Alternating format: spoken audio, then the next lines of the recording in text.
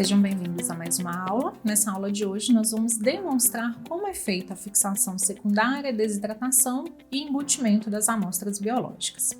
Então essa daqui é uma amostra que ela foi primeiramente fixada, lá no laboratório com glutaraldeído, que é o fixador primário. Em seguida, ela foi fixada com ósmio. Então, como que a gente sabe que uma amostra ela já está fixada com ósmio? Que a gente pode observar que as estruturas elas ficam mais escuras. Então, esse ósmio ele vai interagir com os lipídios de membrana da amostra e ela sempre vai deixar essa coloração um pouco mais escura. A partir desse momento agora, onde a amostra já está, já foi realizada a fixação primária e a fixação secundária, nós precisamos fazer o processo de desidratação. Então, para esse processo, nós utilizamos álcools com diferentes concentrações, de 17 até o álcool na concentração de 100%, tá? Então, a gente vai fazendo diversas lavagens. Como que é feita essa lavagem? Eu vou vir aqui com uma pipetinha Pasteur e eu vou retirar esse líquido da minha amostra. Um detalhe muito importante aqui é que a gente nunca deixa essa amostra totalmente seca, então a gente sempre acaba deixando um pouquinho aqui para que não interfira, para que não tenha nenhuma interação, para que essa amostra ela não fique seca. Então vou deixar minha amostra aqui e a gente começa com álcool na concentração de 17%.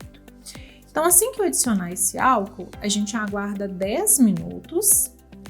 Então vou adicionar o álcool, a gente aguarda 10 minutos.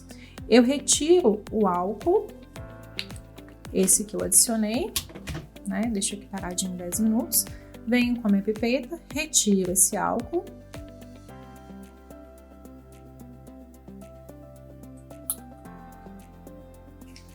E novamente adiciono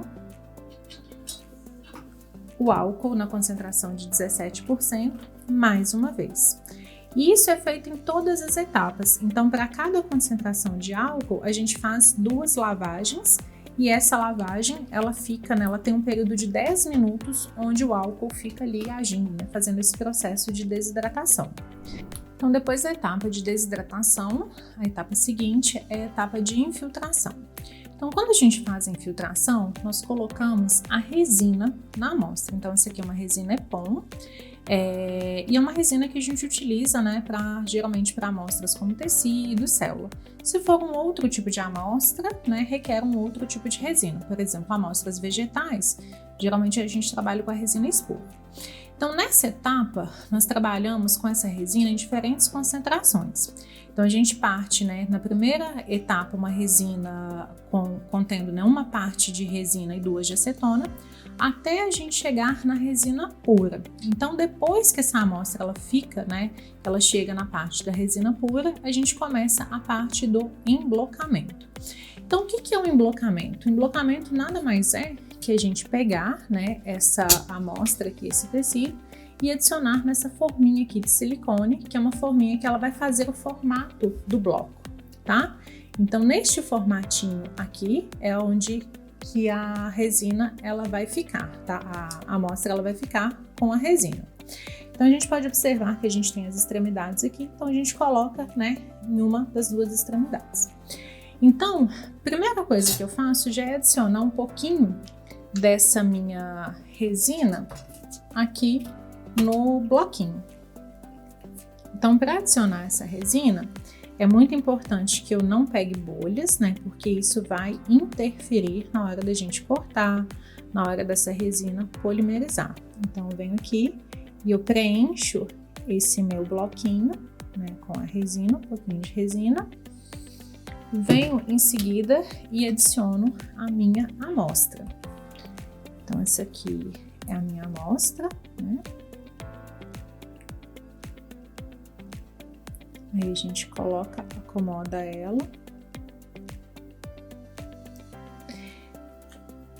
E aí, depois eu só completo com resina, para que esse bloquinho ele fique bem uniforme, que essa resina fique bem certinho.